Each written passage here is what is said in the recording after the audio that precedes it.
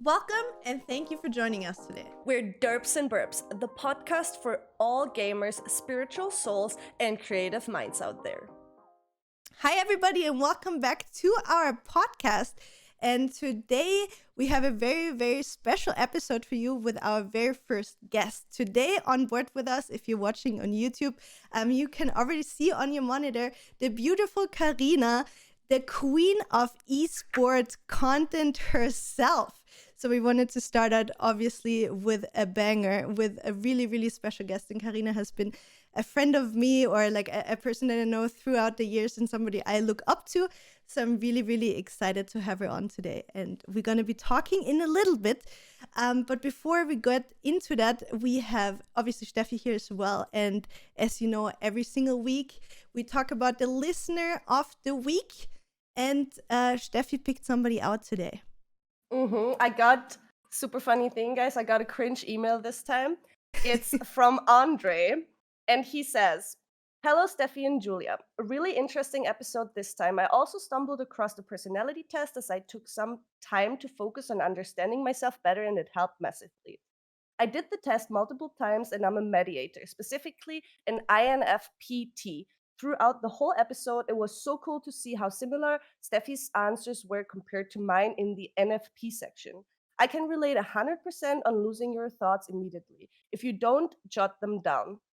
I'm also a terrible mess when it comes to this. Don't want the comment to get too long this time, although I think the train passed already. Sorry. I'll drop the link to my personality test in a cringe email to Steffi because I'm unsure how pleased YouTube is about links in the comments section. As always, have a wonderful week and much appreciation." Aw, that's so cute. It's so cute, yeah, with the cringe emails, because that was one thing, Karina, so you know it as well. Like in the first episode, Julia and I talked about us, like how we got to know each other. And back in the days, like in a very back in the days, Yeah, I sent Julia time an ago. email because I wanted to like work together with her. And that became a running gag in the podcast with the Yeah. cringy emails. Exactly. So we're like, Wait, was I supposed to send an email and I missed it? no. Exactly. Next time we want the cringe email from you too. It's like basically how we got to know each other. Steffi sent me a really cringe email that I never answered because I was like, oh my god, what the hell is that? And now we have the thing that people not only leave comments, you know, at YouTube and stuff, but Steffi especially asked them to send her cringe emails so she doesn't feel alone. So now she gets feedback via email, which is really cute.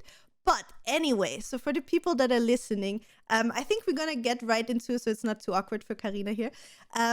So Karina, do you want to tell our listeners a little bit about yourself, who you are, what you do, and maybe also how you got the title Queen of Esports Content? Well, I obviously would never call like myself like that. Obviously not. We're all queens. I want to apologize to our listeners in advance because there is a king of the house somewhere here going to be running around, Kelsey, and Kelsey requires all attention in the world, so he might be a little bit barky, so you guys be careful with your ears. Speaking about me, do you want like the long version of the story, like the short one? Just the esports part, the whole thing? I would say maybe just a short version first, who you are, and I guess we're gonna ask the more detailed question later on. But also, if you're in the flow, feel free to go down the road. Yeah, of course. So I guess long story short, I am Karina. I'm from Lithuania, a small country in the Baltics. My background comes from journalism, so that's where I have my bachelor's and master's degrees. And for the last 8 years now, I've been working within esports. Had a few homes, basically started my road adventure in Fnatic, then worked for a German company called Freaks for You Gaming. And almost 5 years ago now, joined G2 Esports, head of content. And through the years have grown esports to the content house it is today. And recently, since February officially, I'm no longer working there and planning to go on my next adventure. Awesome. That was a very well-rounded answer, I think.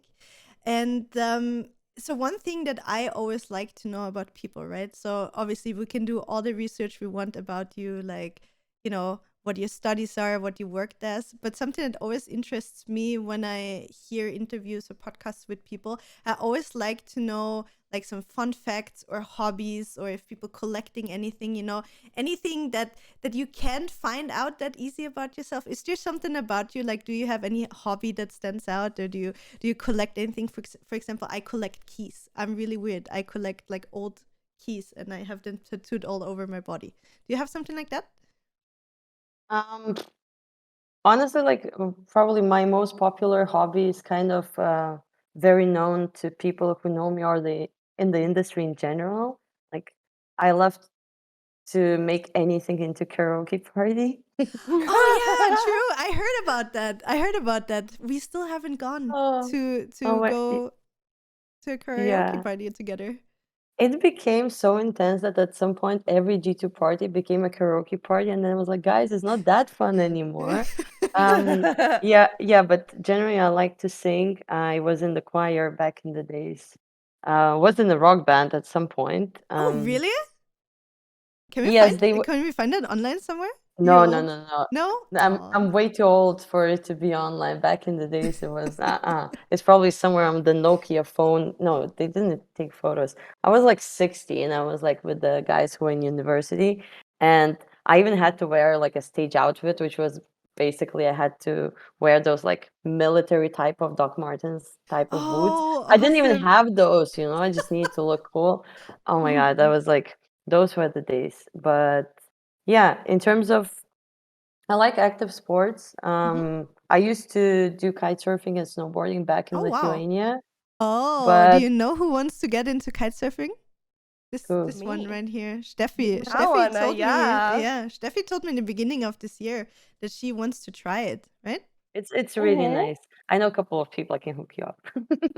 Oh, yeah, that would be perfect. Yeah, I mean it's one of the most beautiful things, and it's super relaxing. But I always did it on the flat water. I have a little bit of well, it's not fear. I'm not afraid of the ocean, Mhm. but I have had some not very pleasant experiences. So that's why I'm kind of cautious in the Mhm. waves. What else in terms of hobbies or interesting things about me? I like to cook. I like languages. I like team sports, I guess. Mhm. I'm one of those people who are like, I hate jogging, I hate gym. I want to play beach Team sports. volleyball. Same. Same.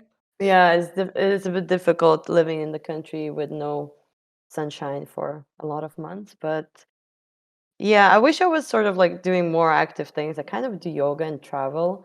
Like I think events or like esports events is probably like the best workout always because you run around a lot. Hmm. Aside from that, I love Kelsey, who is sitting just outside. Wait, I can maybe. Oh, he's so Hello. cute. Hi, Kelsey. We He's have so many cuties in our yeah. podcast always. So Yeah, we cute. should make it about them a little bit, our special episode where they all sit on the chairs and we all sit next to them. Exactly. We let them talk to each other. But that's super interesting. So, if you say you did a lot of karaoke, right, with all the G2 parties and at every esports event, who is your favorite person to sing karaoke with at those events? Oh, now I have to throw everyone else under the bus. There are good karaoke singers and there are Mhm. fun karaoke singers. Oh yeah, So for sure, for sure. there's definitely different categories. I guess I guess I need to give credit to Carlos here because Yeah. we've actually done sort of consistently over the years some duos um, in the office, on the stage, and like Christmas parties and whatnot. I mean, he's I an mean, he's a amazing great singer. singer. Yeah, he Yeah. is. I remember when I used to, Carlos was actually the first person I followed on Twitch back in the day. I think in like 2012 or something like that, when he was still playing and streaming himself. And I was always like fascinated how good he was singing.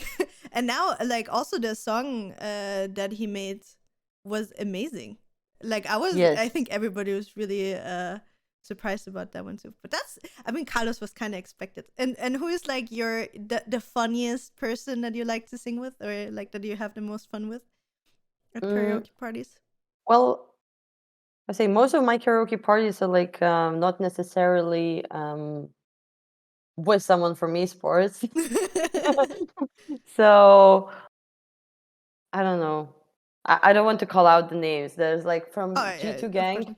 there's like literally every first or second person.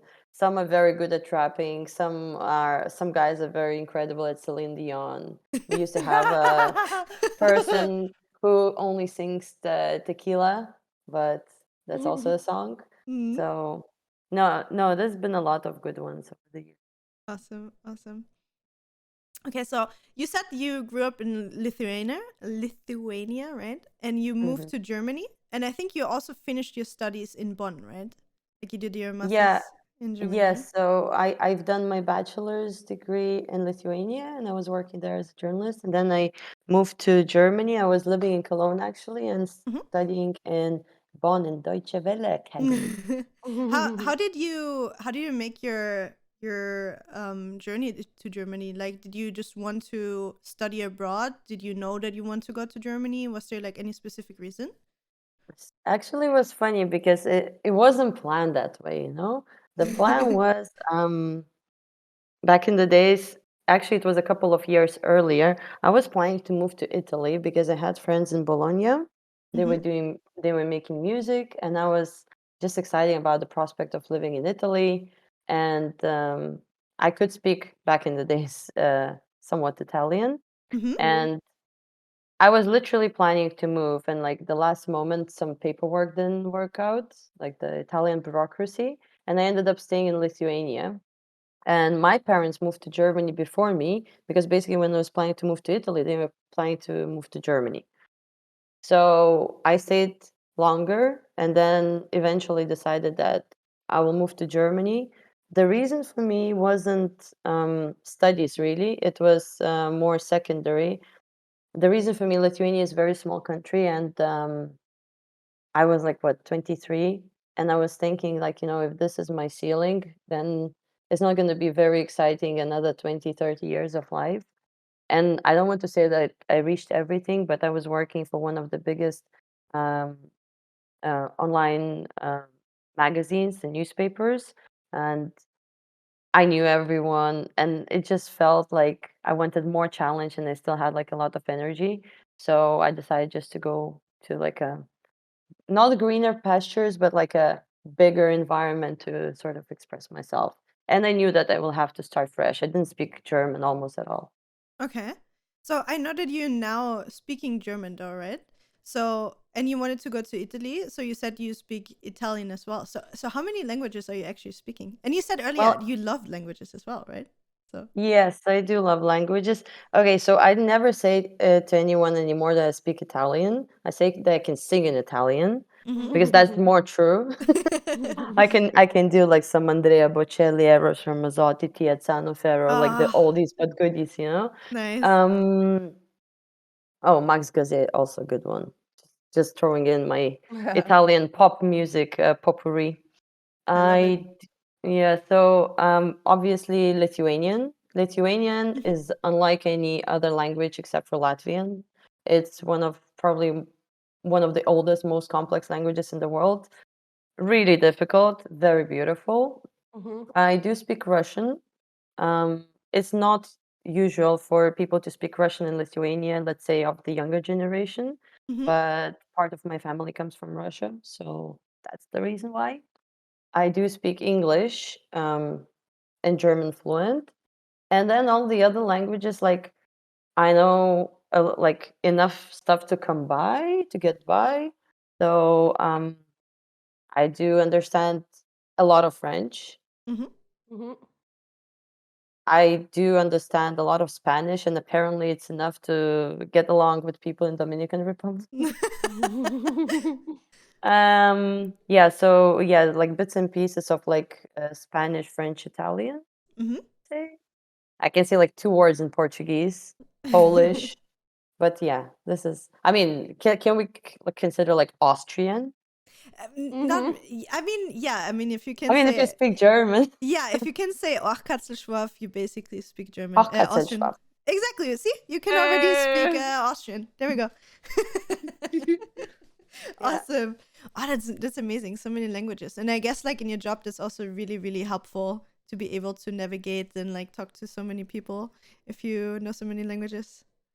I think it's always very helpful with players Mm-hmm. and in general. I mean, I don't know, like most of the time we do actually speak English, but if you understand, some expressions or like sort of can like read the room better or like what they're Oh yeah. saying, Yeah. in some sort of like particular moment, I think it's easier. Before G2, like in G2, before Monesi, we never had, if I'm right, we never had like Russian speaking players. We did have, well, we do have Serbs. So Mm-hmm. sometimes when like Hunter, Nico, back in the days, next say if they would say something, I sometimes can pick up because it's also like Slavic language. Yeah, yeah. So that was a little bit funny, but yeah, I mean, I think it helps in general in life more than in job in particular. I guess it also depends. Like, I mean, I was already sort of in the job. I didn't need to prove anyone anything. For a lot of people, they come from like more regional and national, let's say, environments, and then they sort of need to step up. For sure, for sure. That's super interesting. But I feel like I have that or I make that experience as well. Like I don't speak as many languages as you, but for example, I grew up I think the first 4 years or 5 years of my life, my grandma she lived a long time in Italy. I'm not sure if she's actually Italian, but she lived a long time in Italy. She's already dead, so I can sadly not ask her, but she spoke like 5 years Italian with me when I was a child. So for me, it's still I understand so much vocabulary, but I can just not Mhm. speak it, right? So like when Italians are speaking next to me, I can understand the context, like what they're talking about, and same with like English, German. I speak French as well, so maybe you have the same thing, like when you're at airports and stuff, and you just like walk through a long corridor and something, and you hear so many people talking about so many things, or when people often think that they can say something about you and they're not aware that you speak that language is also something I guess that can be really Yeah. funny Yeah. sometimes. So yeah, that's super super interesting. So again, you said you came out of the traditional journalism, made it to esports. Then you hit a little bit the roof in Lithuania, made the way to Germany, finished your studies there, and I think if I heard it correct in one of your interviews, you said that you actually wrote your master degree about esports. Correct? Yeah. So So the whole how did you get to that? Like, were you already in esports back then? no, so there is I feel like I'm in an interesting personal sort of transitional period. So I usually always used to tell people only one part of my esports story, Mm-hmm. just because the other one is, let's say, way more personal. Mhm. Okay. But actually, in then one interview that was recorded last year, I said the whole reason because I feel like this is part of my process, and I think it's fair to say because it's possible that this podcast is going to be out before that interview is out. So there's actually two kind of reasons that factored in together why or how I ended up in esports. Because maybe I wouldn't have been so tempted. Like the previous story was that I was, which is also true. There's Mm-hmm. just like another factor. So I was living in Cologne, and this is where the ESL or Turtle Entertainment back in the days was. This is where the LCS broadcast was, and yeah, I eventually started hanging out with the people because I met through a different type of event a person who later would become Kelsey's co-owner, and sort of were introduced to people. However, I didn't know much about gaming, or like I knew games before, but I was not absolutely unaware because I lost my brother just when I moved to Germany, and he was younger than me, and he Oh. was avid League of Legends player, and this is one of the things we knew about him. So I would say maybe I wouldn't have picked it up as I don't know, with so much passion. if there wouldn't be that connection. So I think for me, it was also, I guess now it's been 9 years ago now. So it's probably been like, part of my tribute and of sort of keeping close. But this also kind of set the tone for my attitude within esports a Mm-hmm. lot. Because, I mean, as a journalist, it was always for me about people. But I would say I care beyond just creating a content piece. Like, I feel like I can say I don't use people, for content and just drop them and not care. Like I Yeah. always try to, give both my colleagues and the talent and the players always the feeling that, we're here for you, I'm here for you, you can always come to me. And yeah, I guess this context of the story is not something that I tell everyone. Like I say, it's still difficult. It's been a long time, but I think Mm. it's also fair to give that context because, like, I don't want anyone to feel sorry or feel pity. Like, there's so many people who deal with loss and different challenges, but that definitely sort of inspired me in different ways and sort of changed me a lot. So Mm. I think in the end, I'm happy where I ended up. But yes, so combination of having this happen and then meeting the people who were actually working within the game and within the industry, I just felt like, the pieces sort of clicked and I was like, I wanted to get to know more. And then I suggested the master thesis that sort of connected mainstream media journalism and esports Mm-hmm. and done an awful lot of research. And then my professor was so happy because that was one of the most innovative topics or whatnot. I'm Awesome. still regretting that I never got back to it because like I wanted to publish it, but I was writing my conclusions with like 3 days of no sleep sort of last moment. Oh, I was having like jitters. Like I still want to give a shout out. She's probably, I don't know if she's ever gonna watch or hear, but Anna Katerina, she was like my uh course mate. If not her dragging me to print, I'm not sure I would I would oh, have done it. really? I was like Oh. so done with it. I was so done with it. She's like, just get this orange juice and we're going there. I mean, it was a big book. Yeah, maybe one day. Maybe one day. Oh, I I would was love pretty to proud read of it. it.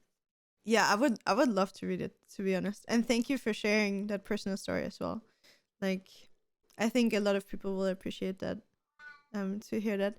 It's super interesting also how like life sometimes work, when like one thing leads to another, you get to know new people, and then something that was not really intended to maybe go that far in that direction ends up to bring you in the position you're in today, right? So I think it's always super interesting to see how everything just like falls into place and works together. Yeah, that was Great. that was a really really interesting route, and I didn't really know that we would go down that road. So yeah, Sorry okay. for taking you No, don't worry. by surprise. Not at all. Like I again, like I really appreciate it, and I think like everybody that listens appreciate when somebody like Yeah. opens up about especially such a topic, and I think it's also something that like makes people enjoy such talks even more. If you sometimes obviously like it's with a lot of people that you tell a story and you maybe don't want to get into detail for whatever reason, but I think if you hear it to a full extent, it makes it extra special, I think. So Yeah. thank you for that. So yeah, you said you moved to Germany. You wrote your master thesis that you almost didn't publish, and you already said it. So the people from your university were really supportive.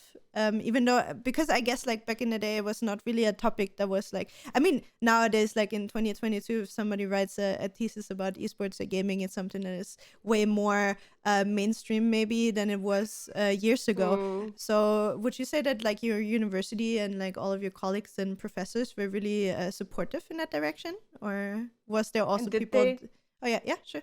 sorry, and did they understand like what that whole thing was? Because it was still so new to most of the people, especially like German speaking like areas. Or I feel like we were pretty late with this. You know what I mean? Like still Austria. Like if you talk Yeah. about Twitch or being a streamer, everything's like, you what? It's like Play because video I wrote games. I wrote my bachelor's thesis about Twitch and content creation on Twitch. So that was also a new thing. Everyone was like, okay, yeah. So yeah. Yeah, I mean, I needed to do that parallel between so the way I had to explain is that like sorry, 1 second. Don't worry about Kelsey? it. We don't even hear it. I think it's getting filtered out by Oh, your I thing. can't hear So it's myself. Yeah, but I had to draw the parallel to my professor basically to explain it like football leagues type of Mhm. thing. So it's like, hey, here's like Okay. different games and different tournaments, and there's like 5 people playing this particular game. Sometimes there is different games. And so I was basically looking at how esports is portrayed in mainstream media and like what tendencies are, like what words are used. Mhm. Um, I mean, in the end, it was, I think analyzed now, I don't recall, was it 5 or 6 years of it? I mean, it was like really a lot of research and I think 11 news sites. And basically, the findings were that there was so many like primers in a way that, it always is kind of explained and it's always about money, but there's never like any sort of anything of substance to it and like nothing about the people who do it, nothing about like more personal stories, so it was not really being developed. But I think that everyone was supportive, but I can't say that everyone was interested, if you know what I mean. Yeah, Like, I for mean, sure. Mhm. it's like your master stuff. It wasn't like class, like course mates would be like, "Oh my God, you're writing about esports. Let me read that Yeah. 200 pages." No, Yeah. Yeah. that wasn't like it. It's awesome. It's awesome. So, what were I think you said you worked for Freaks for You, or I read it online. I'm not sure. Freaks for You first, Yeah, right? You worked for Fnatic. Then you went to G2 in Kinetic 2017 or Freaks something. G2. Oh, Fnatic Freaks and then G2. Okay, Yeah. that way around. Okay, awesome. It's so interesting for me because like obviously like I'm kind of what active in the scene also since 2012, 2013. So I saw a lot of people that actually started in Freaks for You. There's so many people that really like came out of there, worked there. It doesn't matter if it was like an apprentice or whatever it is. And there so many of those people like are got so far in their careers out there. So it was really interesting for me to read as well that you started there as well. Were you long at Freaks for You? I don't really 18 months. 18 months? 18, Okay. Oh, 18 okay. months. Yeah, we've grown significantly their editorial department. Back in the days, we started doing like the LCS interviews, the Yeah. video content. Mm. Mm, We were working like with Sporines and Red Bull. It was fun. I think Freaks for You, I mean, now they do a lot of big productions. I think it's a mm, great company, but they always been known to be like a really good springboard yeah. for like people to get into industry because they have a lot of also like entry level positions, and they're big companies, so they usually need a lot of people. So if you have like a good skill set or like even just like a high motivation, usually you can get the chance. So I think they're definitely up to this day, probably alongside with someone like ESL, Yeah. um, are good entry point companies for sure for people sort of to be aware of. Mhm. Super super interesting. Like it's just funny how like certain names just see now it's my cat in the background Blinky that is like I'm glad Kelsey going doesn't crazy. hear it because that would be, I cannot even pronounce the word CAT because that Really? creates a reaction. Mhm. that's that's amazing. But it's funny how like dog owners have those special words that I can say. Like for example, I cannot say when she's around. She's not here right now. But if I say the word walk, for example, and my dog Yeah, is she's next to me, freaking out. she's going crazy. She's like, "Did Yeah. you say the W word?" Like Nathan and me, we always have to say W instead of walk because otherwise my she's God. already like, "Oh my god, we're going." I'm ready. Yeah, so we have problem with CAT, and the other one, which is probably even worse, is the orange thing that jumps on the trees. Starts with SQ. Oh no! Oh, the What? Yes. squirrels! Really? Oh no! Yeah, Ah, it's that's awesome. frantic. No, because if I would say, you would see him like running around, barking and looking. Yeah. It's crazy how fast the dogs are also with like making a connection between like words. like especially like for example, a squirrel for you, right? That it would not necessarily be a word where you think like a dog would have any reaction towards. So Or that's Kelsey is amazing. very particular. He knows like all the toy names. Yeah. He's very smart. He knows like everything. What kind of dog is he? He's like a, I don't know the English word. He's some He's a kind of Finnish Spitz, Spitz. right? Yeah, exactly. A Finnish. Spitz. Yeah, Finnish yeah. Spitz. They're Yeah. so smart. It's Yeah. Very crazy. loud too. And very Lovely and with the beautiful. character. Yeah. Yeah. Back in the days when we were picking the breed, I was like, you know how they always say that like dog owners and dogs look alike? And I was Hmm. like, if I go for really pretty dogs, Outsmart them. Awesome. yeah. That's amazing. So, as you already said multiple times, like you started as a journalist, you started in mainstream media, and so what I also read or heard in interviews from you was that for you it was really important to raise the standards of the content production that we had in esports and gaming in general, right? When you came into it, so what would you say for you was like one of the first, and maybe also like what was the most important things that you wanted to change about the state of the content production and media production when you started working in esports? To be honest, I think it's still sort of ongoing process because how to say the longer I work, the more work there is to do. I always I always say this kind of, I mean, as a joke, but not really a joke. Like, in esports, there's sometimes like young people with the big roles. Hmm. Um, I was, when I think right now, I would be more likely to accept the role of CEO at 25 than I'm today. Okay. And also within like, content and production, like now there's been sort of transition towards like better quality, bigger budgets, more resources. Because back in the days, it was kind of normal that one person would be doing 3 to 4 jobs and then you Mm. make do somehow and you plan the best you can within what you can do. So back then there was like, more, I don't want to say crisis management, but there was just the resource was so scarce. So you needed to know how to utilize maybe people better and like Hmm. what to build the stories around. And now it's more about, I mean, again, depends, like different esports companies, like at the very different stages, but it's also about sustainable growth, about, making sure that people do not burn out, making sure that the talent does not burn out, that the stories continue to be interesting, that there is some sort of like innovation. So I think back in the days when I joined, it was a lot about more basic storytelling and also, making the stories interesting. And um, I really admire a lot of people who are self-taught and who are like, originating from the industry.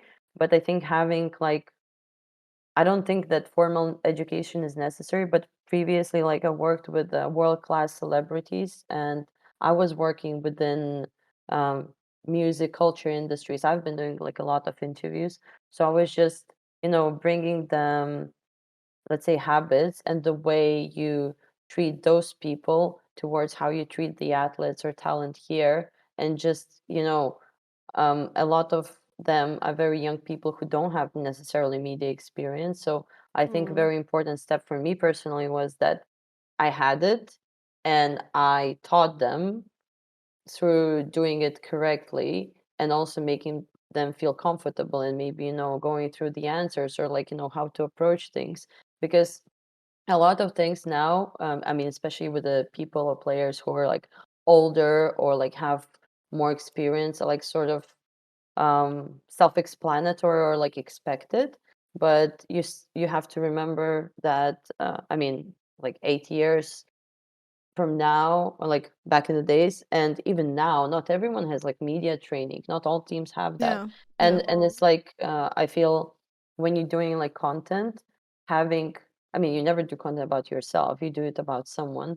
So having someone trust you and build those, emotional connections is the only way when the story is going to come through like in a genuine way Mm. and audience can see it. You can never think that the audience is not smart.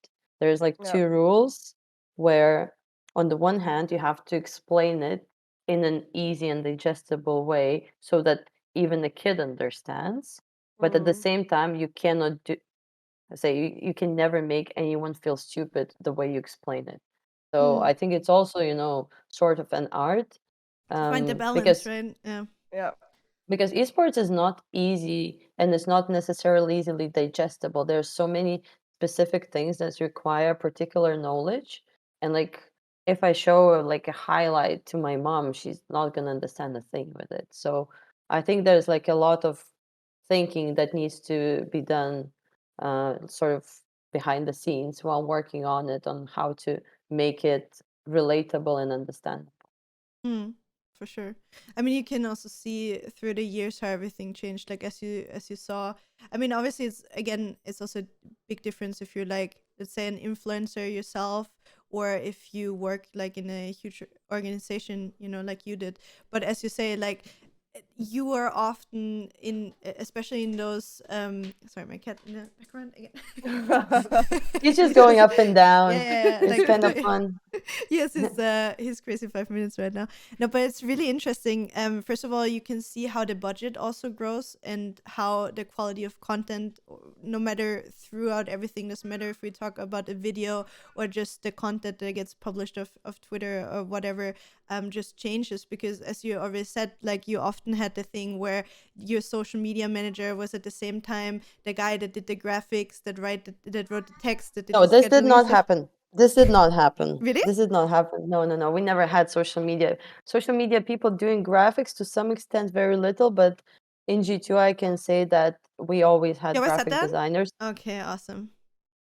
Smart. Because I know that like in some companies that I worked with in the past, like they often have those people, that kind of get thrown into a job where you say like, I don't know, you're the social media dude now, and he doesn't necessarily get hired to be the graphic guy, but he needs to make a post for, I don't know, let's say, oh yeah, next week by the way is Valentine's Day and we need to post something about Valentine's Day. Oh, our video dude doesn't have time, so could you make a graphic? So like, like it, at least that's how I feel like, that often those people, especially with smaller companies, when they work with, they get thrown into a job that they think they have, and then it turns out that they have so many more jobs that they actually have Sure. to take care of.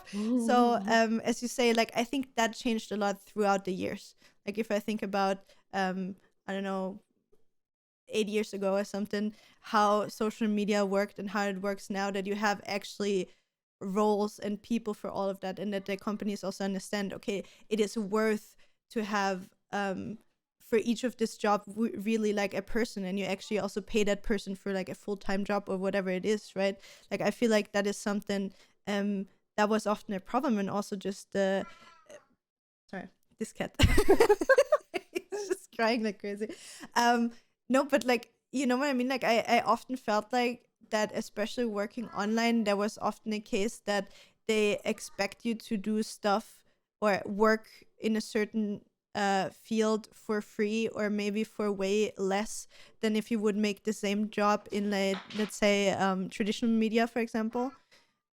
So I feel like this cat, holy moly, I'm so sorry. I don't know what's wrong with him right No now. worries. But yeah, I feel like this changes a little bit now that there's like more budget that is actually being used for the persons that work for you. At least, like, again, I don't necessarily talk about like G2, more like in general, maybe for smaller organizations or brands that start working more in social media and gaming and esports. From my point of view. Yeah, I mean, I can say, like, if that's okay if I Yeah, jump sure, in, sure, sure. just because after I said that I'll be leaving, Mm-hmm. I actually was very privileged and like it's very grateful to. Um, Sorry. Oh, we don't hear him. Yeah, but I. Oh my God. So yeah, since I publicly announced I'm gonna be leaving G2, I received a lot of offers, and I mean, I was extremely grateful, but it also sort of exposed the situation that there's right now huge shift in mentality as well as understanding, because if before people considered like content or marketing in general like optional, then right now people do understand that like esports organizations, similar sport or anything that is built on competitive success, there is only so many winners, and everyone else cannot rely on anything but, let's say, content and marketing or whatever is the else there, if there is no success, for example. So I think people understand that because partnerships bring money, partnerships or like partners require or want visibility. So this is all very connected. And I think that this switch from something being considered as optional or like side job now gets to a place where it's at worst 50-50, because so many teams, like, some teams know they don't have a winning roster. They need to do something still. So I think this is happening right now, and it's very interesting to be on that verge of change. And this was also probably something that inspired, let's say, the way I chose my next steps. I'm really, really interested already to talk about that, but we're gonna keep that for the end. Something that me personally, or I'm really interested myself in, is you were talking a lot about storytelling earlier as well, and how important it is for you to build that connection, right? Between the fans, between the organization, the players, the individuals. So for me, for example, I'm really, really bad. I think that is one of the worst things for me. Like, I cannot seem to find a good way to tell a story, right?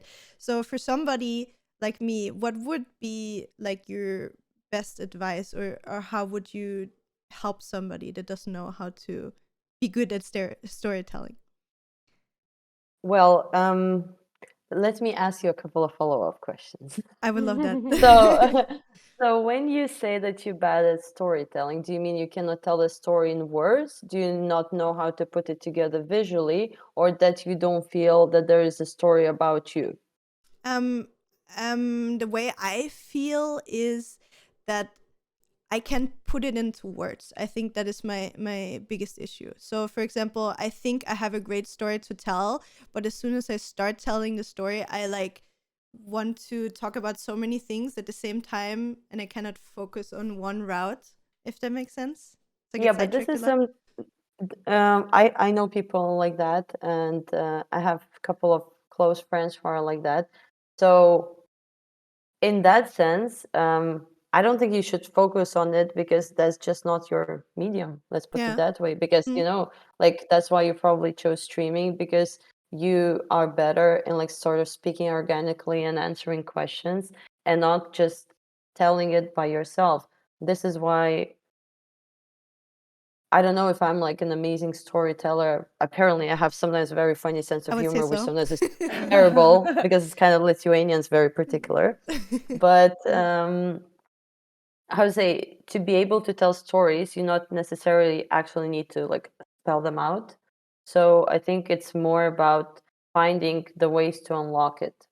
Mhm. So sometimes it's through images, sometimes it's through other people, maybe, because sometimes, if I would talk to Steffi, and she would probably tell me like 25 things about you the way you wouldn't tell them about yourself.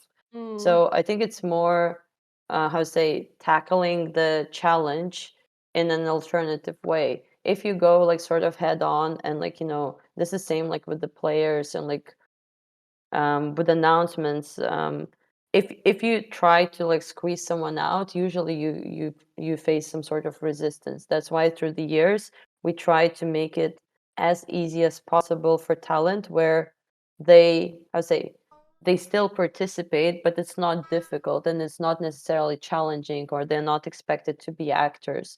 So I think one of the key parts in content storytelling in general is to figure out what is the right approach, Mhm. because it's quite individual, and it's not going to work the same way for you as it works for someone else. Never thought about it in that way. Yeah. I always thought about storytelling like as a skill. Like, I mean, I guess still everybody can try to get better at it, but I didn't thought about it that way. That you can tell a story without telling a story in a sense, right? So like That's without crazy the because words, if that makes sense, right? that's crazy. I mean, but this is why I also started to understand recently that when I speak content, when I speak like storytelling or like emotional connections, I see them in like a way, way sort of bigger kind of worldview rather than actually like just those individual bits. But Mhm. yeah, about like I say, telling a story is not necessarily always with words. Sometimes, you can just post a drawing and it's gonna tell people how you feel. Yeah. Yeah. I didn't I thought can't about draw them. that at all. See, you can draw. I cannot tell a story. Like I feel like I'm that person. You know when you're like sitting together after an event or something at the table in the bar at the hotel or something. Oh my god, this cut. And everybody has these great stories to tell, and I love to listen. And I would love to be that person that could tell something that happened in the past in a super funny way, or in a way that it draws everybody in, that everybody just wants to hear you talk more and more. And that is something I would love to be able to do, but I just can't. So I'm just most of the time the person that just sits there and like But this is admires the more for people. your But this is more of your personality trait. Like I liked you despite you not telling, funny stories. So I mean, like I don't think that this is like, the only selling point to be cool in the group. Yeah, So for don't sure, worry for about sure. it. Don't worry about it. Yeah. But it's cool. So now I have a new way of looking at things. I really like that. So thank you again for that. Um, so about the job in social media, right? Head of content. So that means for you, you always have to stay on top of things, or you had to in the past, right? In your old job. How did you handle it for yourself? Did you like spend hours a day on Reddit? Did you try to be creative and create new things by yourself? How do you keep up with trends? How do you handle it when you're like, I don't know, out of ideas?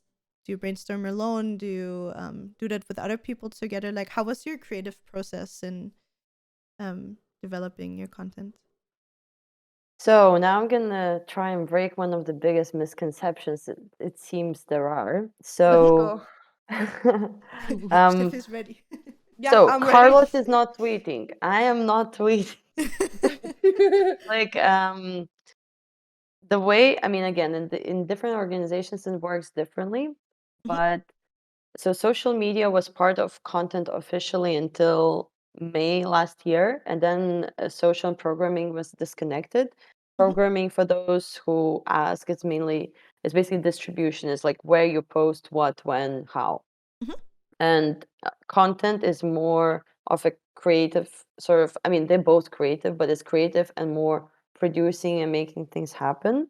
Mhm, We always, because back in the day, social was also, let's say, within things I was supervising, those teams, video, graphics, social, and later online events, they always worked very close together. Like we have a lot of shared meetings.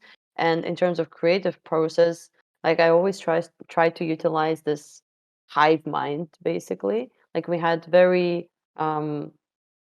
open type of conversations where like designers would suggest the next video, or social media specialists would suggest the next video, or like the head of socials. So um, my job was not always to be the person to come up with the exact idea that we're going to be doing, but to figure out how we're going to do it, to figure out what we're going to be doing in half a year, what the team to build. So I think I was like sitting on many chairs because I was also directing some of the videos. mhm, I was a producer for a lot of videos. I was, for a limited amount of time, was also factually leading the video team and the department. Um, and yeah, but at the same time, like my main job as the head of the department is to create the environment in which, sorry, to create the environment in which people can be creative mhm, and that they can do the job at their best. And sometimes just to sort of facilitate or like spark the ideas. And yeah, some of the ideas were mine and some of the scripts were mine and some of them are not. So not like the success of the team was always my success. And there was over the years way more stuff which I was actually doing everything myself or a lot myself like back in the days, but then the team has grown. So people need to be led to do their jobs. And when we talk about social media, I think for a very long time, like we would discuss and like give comments on like graphics, videos, and tweets, or like social posts, or like campaigns, on how to approach them.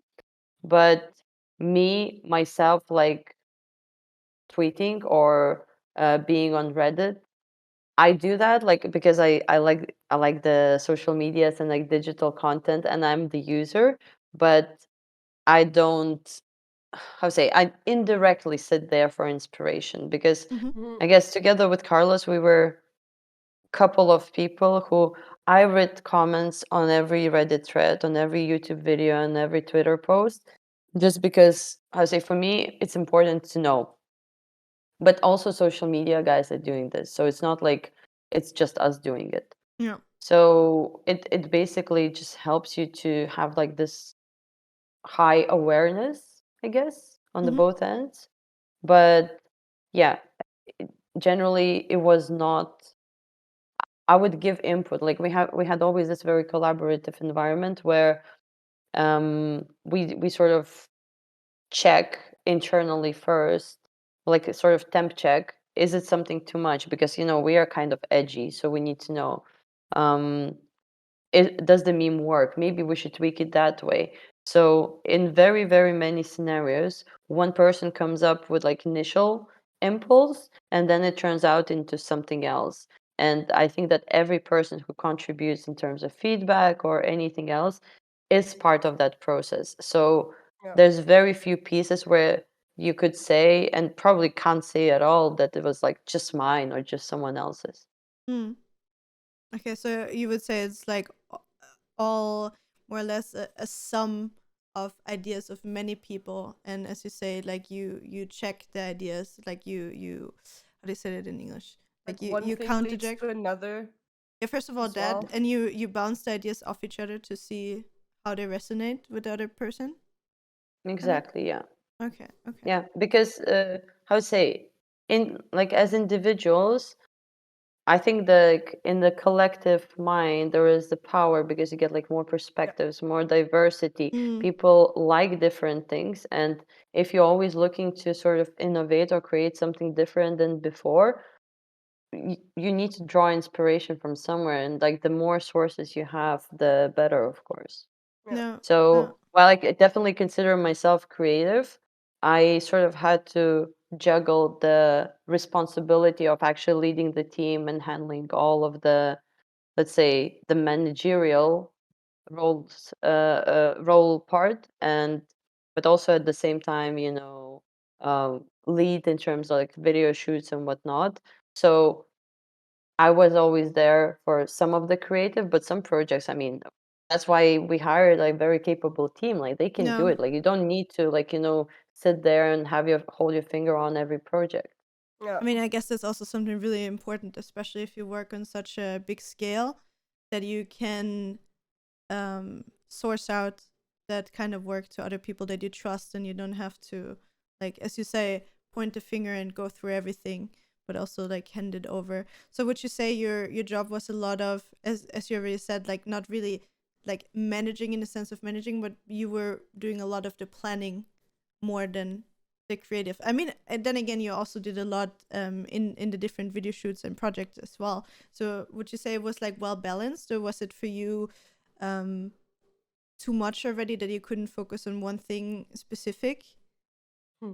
Well, I like too much, and I think I put myself sort of in that situation, Mm-hmm. because like we scaled up progressively and the team has been growing, the Yeah. project has been growing, everything. I mean, for me it was an incredible and very valuable learning experience. Was it like a perfect balance? It's hard to say, like um I'm proud and I guess lucky to an extent that, we always had like upwards curve. We've been successful. So it means that I guess it means that we've done the things right Yeah, and for like had sure. the For right Mm-hmm. sure. approach. Um, at the same time, like for me personally, I mean, I don't know how to say it. of course, I guess sometimes it was maybe a bit much, but Mm. again, like if anything, I always loved my job. I always loved the team, and I think like especially within like the last year or even couple, I put a lot of effort into actually becoming comfortable and actively delegating and teaching people and sort of sharing the responsibility and that accountability because um yeah, like if you don't trust people, it's very difficult. At some point your like hours per day run out. Yeah, yeah, for sure, for sure. Well, So would you say like the biggest challenge was for you to not have enough hours in the day with the work that you did? I think it's for everyone, but also I think it's about like it's always a learning process. You know, if I knew what I know today, 5 years or 4 years Mm. back, I probably would organize things differently or set them up. So I think, to be honest, like I had a pleasure of having a lot of trust, resources, and being able to hire good people. So, like speaking very generally, I don't think I would change something like Yeah. really. Like we've done really well. Like otherwise, we would be like really greedy to wish for something else, I think. Um, but yeah, in terms of having more hours in the day, I think that probably I just wish I knew earlier or like I knew better how to work smarter. But it's also mm, difficult because within, how to say, within esports, it's very easy to get sort of sucked in into the process of everything being too fast. And I mean, I consider myself really pretty good with like time management and stuff. But it still sometimes can get overwhelming because you have event, you have this, there's another tournament, if you have multiple teams, it's complicated. So I think it's just having let's say some sort of like taking yourself out of the situation and sort of, you know, looking from the side at it. I always, you know, emphasize like prioritization being very important, yep. but I think there's also limitations to everyone. Yeah. And I think right now it's progressively everywhere within the industry is getting better because people are understanding the value of rest and the value of Yep. For sort sure. of, you know, re-energizing because it's not very sustainable to work like in this like super high intensity all the time. But I think that everyone, and of course G2 included, within the last year started making a lot of like progress there because I think it's just simply like hiring more people, separating roles a little bit more, all of that helps. And Yep. No. looking at the organizations, like everyone is also at a different step, you know, like if an organization has 10 people, they won't have like super specialists there because it doesn't make sense. For sure. I think that's really really important that this is happening as well. Like, Sharing is um, caring. yeah, for sure, for sure. No, but in general, like the whole valuing and like I think mental health has been something that was a really big topic lately as well in the last few years. Doesn't matter if it's. I mean, just look at how many people in that industry have problems like with burnout, because of, as you say, like you get sucked in because there's so much. You can always do more. Yeah. There's never technically there's never enough of what you can do. There's always like an open end kind of in that way, so it's good to see that it changes in that direction. What would be which direction would you like to see the whole industry like change even more? Like, is there something that you still wish for that would change or would be integrated into esports gaming? Hmm. I don't know. Going back to the previous topic just for a Mm-hmm. second, I Sure. think it also like massively is the responsibility of managers and people leading the teams, like, you know, myself included. Yes, on the one hand, you want to lead by example. You also need to push your people, but like it's really important to sort of, how to say, And again, I'm not saying about my situation because I think we've done absolutely all right. But in general, if you have people reporting to you to normalize rest and time off, there is a couple of companies I know who are started offering unlimited time off, which is really good if it's done right. But I also know that there's sometimes, young people who don't trust themselves or who are like worried for the jobs and whatever. So I think it's like most important thing is to create that safe environment where there's actually like open dialogue and like active listening to what people need to do their best. Because sometimes like just making, I don't know, work more efficient or creating the setup in which people work best makes them work better and not necessarily putting in more hours. So I think just in terms of in general industry, and this is like maybe a little bit of wishful thinking, but when it comes to um, teams, I mean, I don't mean organizations, but like teams of people working on a particular thing, I think it's really important to figure out who is what type of personality, how do they click, and how do they compensate. Like I always like to look at everything as a puzzle and how do the pieces mix Mm. together. And sometimes like once you figure out or have that conversation, which someone needs to facilitate, it really unlocks like a next level of potential and like just general understanding. So I think in terms of industry, like, money and opportunities are there. I think it's just now more a matter of making it sustainable in general, like for everyone, because the talent is there. Um, like I said, resources are there. It's just important to keep going up and to progress, to continue not losing the people who are good or like who are like leading the industry, not losing them outside, like to the outside world, basically. No, no. That's actually a very, very, very interesting way of looking at it. But I think you're really right. I think that's such a hard thing though, especially like as you say, in a scene like that to take time off. Like it's really hard because you're always like in the fear. I mean, and then again, it's also depending like in which position you are, right? But just speaking from a point of view as like a individual, right? That is on social media. Like for me, for example, it's always a problem. And I think like people like Steffi, for example, was just sick for what 1.5 weeks almost. Yeah. Couldn't do anything.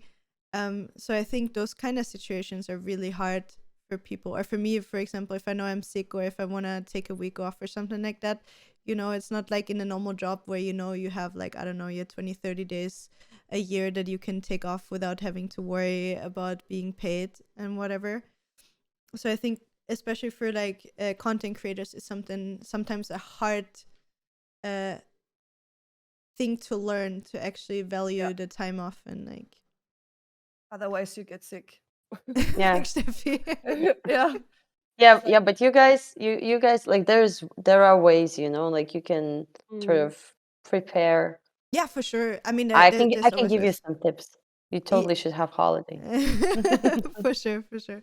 No, but I think that is, as you said, is like a really important topic to find, like more like the work life balance. That is always a hard thing if you don't work like in a, let's say, conventional job with like 9 to 5 hours or something like that. But yeah, I think we're talking already for 1 hour, so I think we should get to the most important or the most interesting part for me, at least. Karina already told us a little bit before the talk today that she's gonna announce on the day we're recording this episode. So when this is gonna be out, it's already gonna be public, that Karina is gonna tell the world today what she's gonna do now after leaving G2 as head of of content. Sorry. Yeah, so I don't know, like everyone is excited for the announcement. I don't feel like it's a big announcement, but I guess it is. Of course it is. So I decided that I had a lot of incredible offers, and some of them were extremely tempting. And this was the first time in my life when I was actually considering that, maybe I would go to the US. And I was really open for everything, but somehow there was something little nagging me there. Like I couldn't figure out, like, the perfect match, even though one was very close. But once I figured out my current solution, actually everything, like, I got this like wave of peace, and I was like, well, it means it's the right thing. So Sounds awesome. so basically what I decided is I'm gonna be taking on just maybe one or two companies for consulting slash strategic advising or something of sorts for the coming maybe 4, 5, 6 months. But I will be working with some people who I trust a lot on the creation of our own company. Oh. Yes, so it's like this is like the scariest or the biggest leap of faith I could take, but at the same time, I feel like I have strong support in terms of some of the partners, and I'm also excited because I always wanted to make impact and sort of like do things right, and I want to have like this ability to have control and to maybe not change the world, but like make it a better place to some extent. So and again with the months of me taking time to look at the market and consider the offers, I also realized that there's some scarcity in terms of like skill set that I personally have.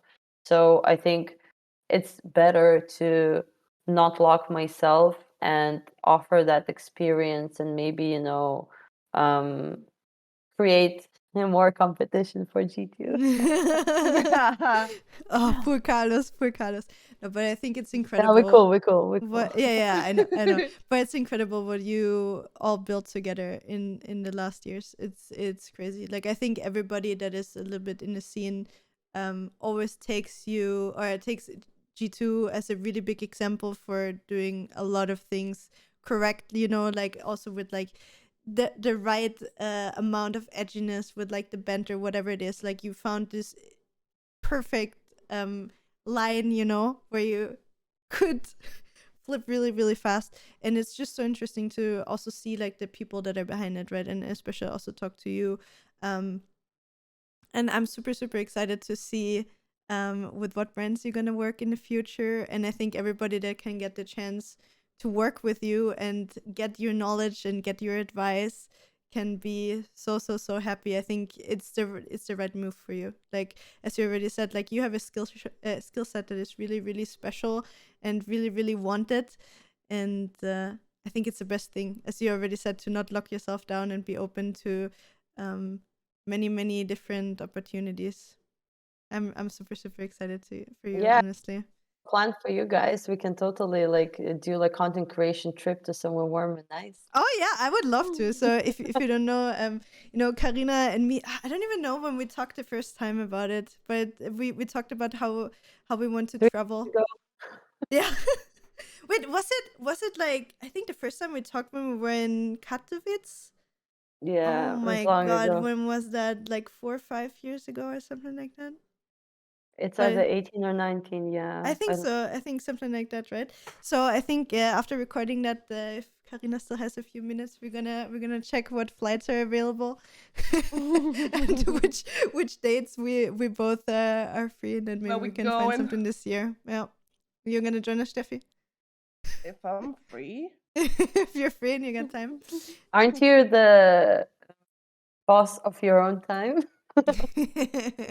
In summer I'm not, because I'm working part-time as well, while like beside all the content creation stuff. So from April to November it's like very, very busy Oh, yeah. for me. True. So yeah, Crazy. depends. Yeah, I Steffi. would like to know more about Steffi now. Yeah, Steffi, tell us, what are you doing in summer? I work part-time at the street food market, at the host of, or basically like he is planning the whole event. My both two bosses are planning the whole street food markets in Austria, and we have a super special food truck there as well with super good burgers, like everything Ooh. regional. So I do that in summer because, first of all, I just love my two like bosses. They're amazing, and it's like part time. I do part time this from April to November, and then from November to April the next year. Like I'm basically free of that, and I can do all the content creation and work on everything, or even more on all the content creation than I do when I work in summer. Um, like both jobs basically. So yeah. Oh.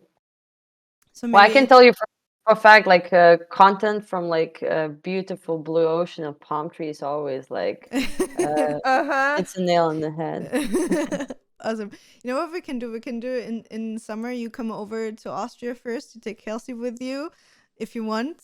So he can meet Mira, and then we can visit a street food market, and then afterwards we go somewhere where it's even warmer.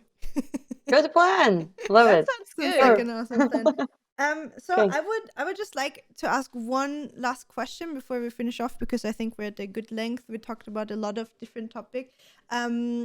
So I know that a lot of people that are listening to this are maybe interested to work in esports, in gaming, maybe in social media, in marketing, whatever it is. What would be an advice that you would like to give the listeners? What do you think is an good way of getting into the scene, or what would you tell them to not do? Do you think it's necessary to, I don't know, have a diploma or like a bachelor or master's in anything, or what advice would you give those people? So honestly, how to say, there is not much magic, but there's a couple of base base things that you sort of need to take into consideration. So first of all, I would say,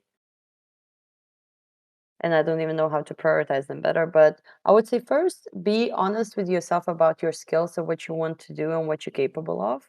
Because it's the same like you want to be, I don't know, a videographer, but if you never had a camera, never held a camera in your hand, it's Mm, very unlikely. So you need to make certain steps towards whatever you want to be doing.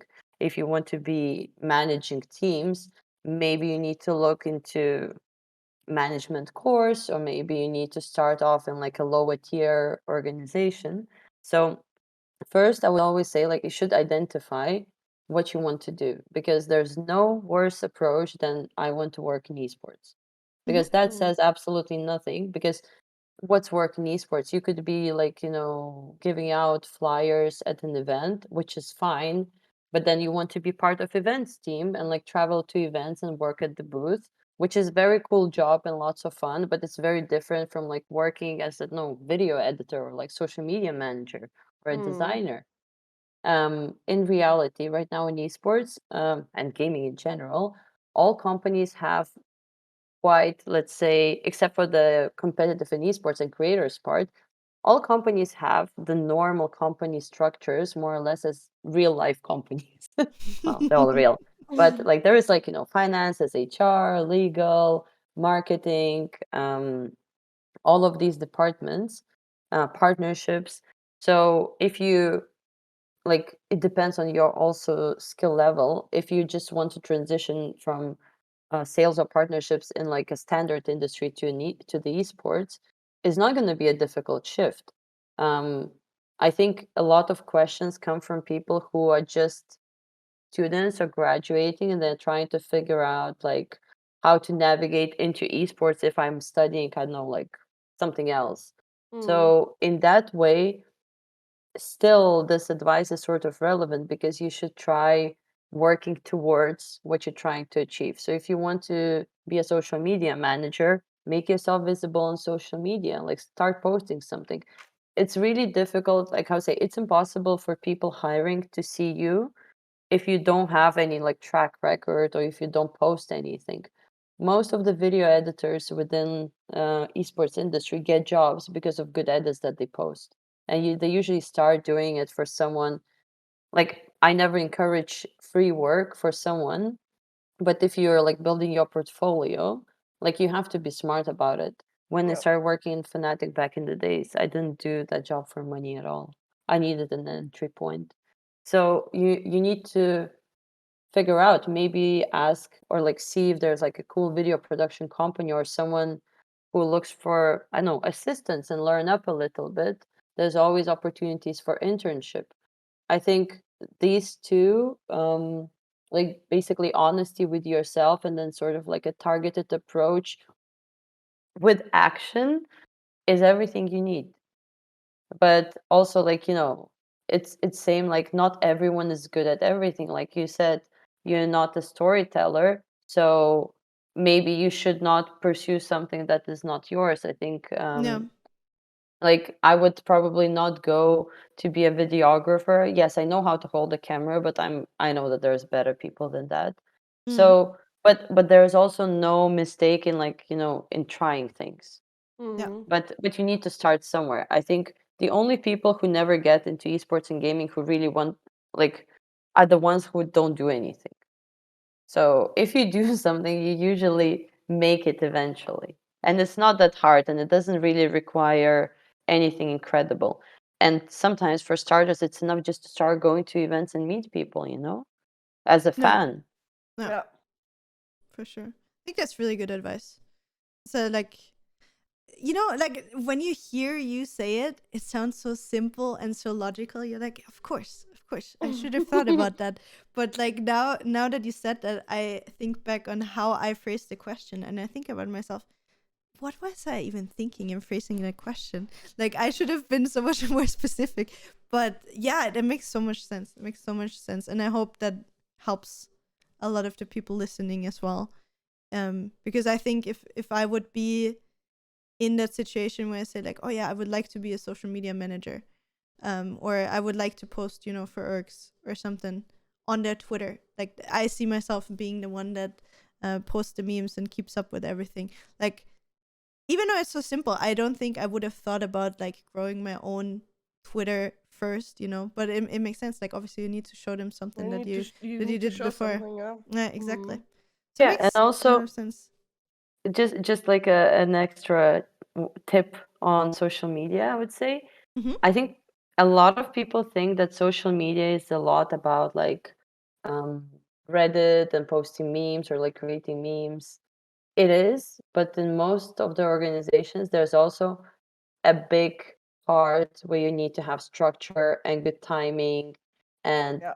to think a Timing is, lot of things through. And yeah.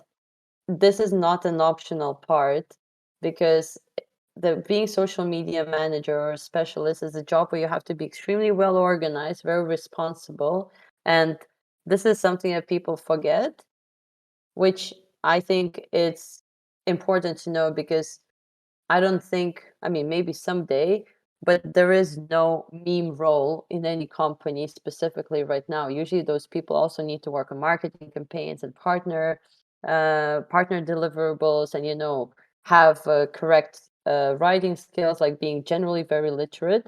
So you have to take that into consideration Yep. when you want to work in social media as well. For sure. Oh my god, there's so much to take into account. But I think that was very, very, very good advice. I think the people that are listening and wanting to work in that is gonna love that. I would say before we end today, I would like to give you, Karina, if you want to shout out your socials, if you wanna shout out friends or like a project you're working on or the company you're gonna be joining with your colleagues or your friends in the future. If you want to shout out anything, you can do that now. Cool. Thank you so much. Also, I'm just wondering before I go ahead, Mhm. is my video lagging for you all the time? Yeah, it is a little bit, but I don't know why. It's maybe the website that we have the But cameras mine is as well over. right now, huh? Yeah, I think it is the website that I'm we just share the wondering cameras over. I'm just wondering if it's gonna be the whole video like that I mean, it's because fine. I think the most thing is gonna be anyway that we have the audio line, so the audio is not lagging, so that is Yeah. gonna be fine. the So visual on the website is fine. Okay. okay, then maybe it's my internet. Maybe it's Nathan doing some things on the Downloading. internet. Then I'm Mhm. gonna have to scream at him. I like how So Kelsey is looking at me now, so I'm gonna go ahead. Oh and yeah. shout out. oh yeah. He's like, bruh. So again, for the people that are watching on YouTube, I'm sorry for the quality right now. It probably has something to do with my internet, so I'm sorry. But yeah, Cool. you can go So ahead if you want. yeah, thank you so much. So first of all, well, I want to thank you guys for having me here. It's been a huge honor and pleasure. I was always a big fan, looking up. And when I started in esports, there was this Austrian girl called MissRage, and it's like, Oh. oh, she's a cool influencer. And I was like, wow, girls are really cool these days, that type of thing. So really, really appreciate being here. Oh. Appreciate, being able to call you a friend. This is so nice. I guess special shout out to Kelsey who finally fell asleep and My stopped cat fell the asleep too. stopped the barking. They exhausted themselves. In terms of shout outs, I don't want to I would love to give names, but I know that I always gonna forget one person who's very important and is gonna suck. So I'm just gonna give shout out to all of my closest and dearest and the people who've been supporting me through this big transition in my life. Like, you all know who you are. Most of you are in my Instagram close friends too. And of course, to all people who follow on Twitter, that's my last name at Ziminaite, and it's the same handle on Instagram and basically everywhere. Thank you guys so much for all the support, for all the kind words, and if you ever have any questions or just want to run something by me, I'm actually always around, and my DMs are open. Much Aw. love. Thank you so much for that. And for everybody listening, we're going to be obviously linking all of your social medias also in the description of the YouTube video. So if you're listening on Spotify, you can head over to our YouTube channel and you will find Karina's socials there. And I can really, really, really recommend Karina. She's such a nice person. And again, I know we haven't been talking tons and all the time, every week or something like that, but sometimes you just meet somebody. It doesn't matter if you meet that person 10 years ago or last week, and you just click with that person, and you just have this feeling that that person is on the right level, on the right vibrations, if you will. And that is Same the level, feeling. Yeah, exactly. And that's just the feeling that I had when I met you back then. In Katowice, and when Steffi and me were talking about which people we want to have on our podcast, I was straight I think the first person that came to my mind, I was like, I want to have Karina here, please. Oh, guys, So you're so sweet. Thank you so much. I really appreciate it. And Steffi, I hope it's not the last time. We're coming for the street food. oh yeah, That we're would gonna be come. so amazing. Yeah. We're gonna figure it out now. So thank you again everybody for listening. I hope you enjoyed this episode. Again, you can find all of us, all of our social medias down below in the description, and we're gonna hear each other in the next episode. Have a beautiful day. Bye. Thank you so much for listening to this episode of the Derps and Burps podcast. If you enjoyed it, make sure to follow us on Spotify, YouTube, Twitter, or Instagram at derps'nburps. See you online.